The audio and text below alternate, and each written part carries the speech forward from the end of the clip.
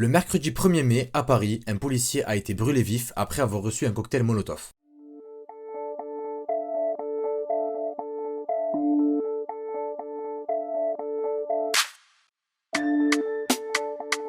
Bonjour à tous et bienvenue sur ma chaîne YouTube où on parle d'actualité avec un œil de juriste. Je suis Badjis, le nom de la chaîne s'appelle Badjis. Je suis étudiant en droit et j'aime en parler. Mais même sans être juriste, on sait que la France est en train de changer et subit de grandes vagues de manifestations depuis plusieurs années et encore plus depuis la fameuse réforme des retraites. Une réforme qui divise la France, qui fait débat et où une majeure partie des Français ne veut pas qu'elle se produise.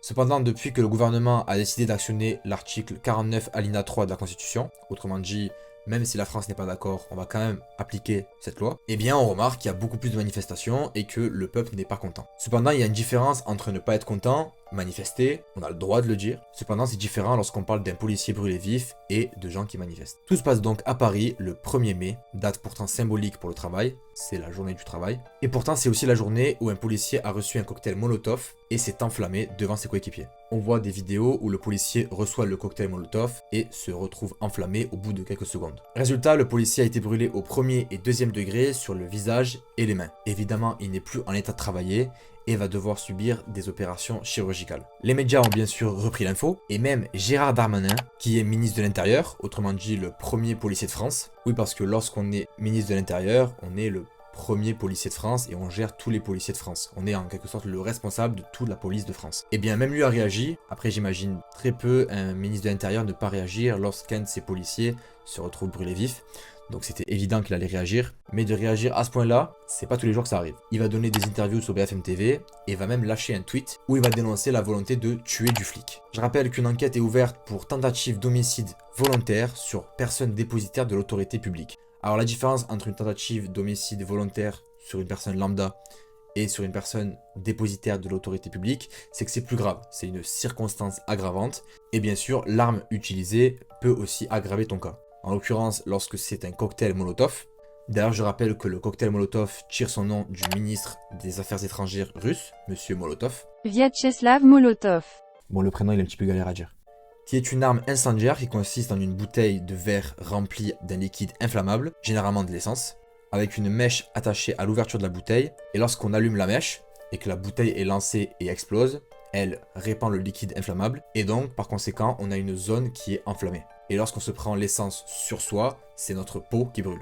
Bon, même si là il n'y a rien à comprendre, c'est évident. Et donc c'est extrêmement rare pour un policier de s'en prendre un au visage, et c'est encore plus rare de brûler vif. Concernant la manifestation, la CGT, qui est un syndicat, annonce qu'il y avait entre 100 et 500 000 personnes qui manifestaient. Bon, c'est plutôt une super grosse fourchette, et à mon avis, je pense que c'est fait pour diluer en quelque sorte le crime, et dire que sur 500 000 personnes qui ont manifesté, il y a eu un incident, c'est un policier qui a brûlé vif, évidemment c'est grave, mais sur 500 000 personnes, c'est quand même un demi-million de personnes, à Paris seulement, ça rend le tableau moins grave. Mais bon, je pense que personne n'est dupe et on sait très bien que c'est grave, mais on se rappelle quand même qu'il y avait beaucoup de personnes et ça aurait pu être encore plus grave.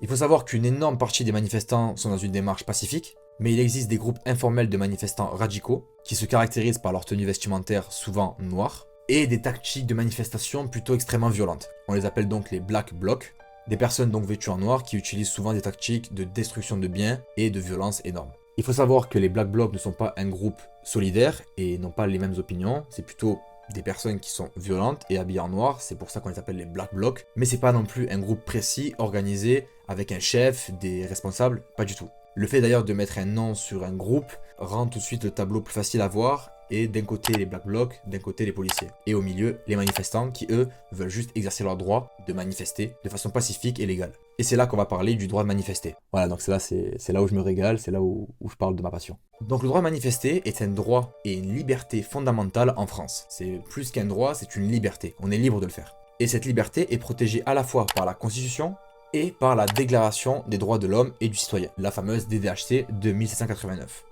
Et si je vous dis ça, c'est parce que c'est énorme qu'une liberté est défendue à la fois par la Constitution et par la DDHC.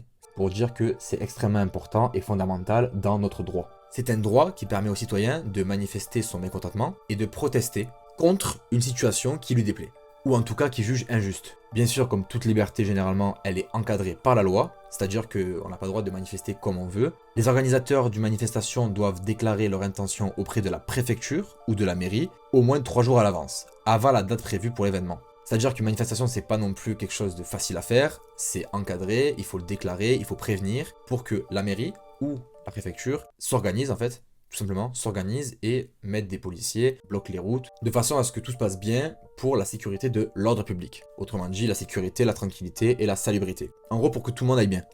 Sauf que le problème, c'est que parfois, ça se passe pas du tout bien, parce que des fois, on prévoit 100 000 personnes et au final, il y en a le triple. Donc ça veut dire qu'il n'y a pas assez de policiers pour encadrer cette manifestation. Et la violence va vite.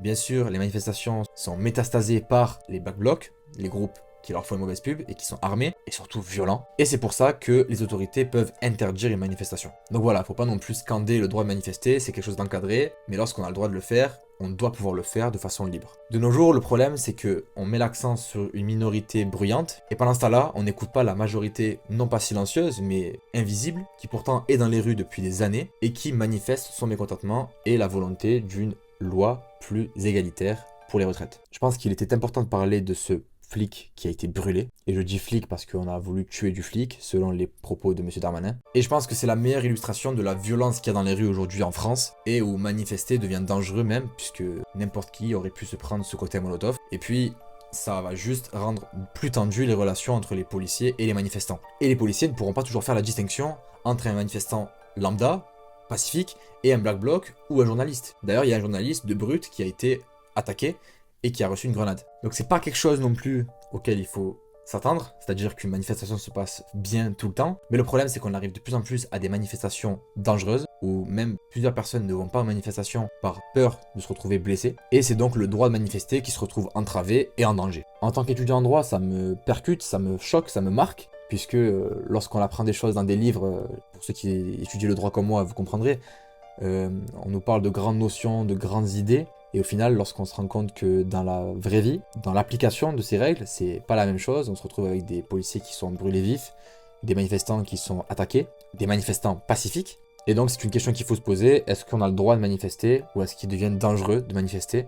Et est-ce que notre droit ou notre liberté, si le fait d'exercer ça devient dangereux, est-ce qu'au final on est vraiment libre? Voilà, donc c'est une question que je me posais, je vous la pose à vous aussi. N'hésitez pas à me répondre en commentaire et me dire ce que vous en pensez. Si vous étiez au courant d'ailleurs de ce policier qui avait été brûlé vif à Paris le 1er mai, dites-moi ce que vous en pensez. Si cette vidéo vous plaît, n'hésitez pas à vous abonner. Vous serez tenu au courant des nouvelles vidéos. Et moi je vous dis à très bientôt pour une prochaine vidéo.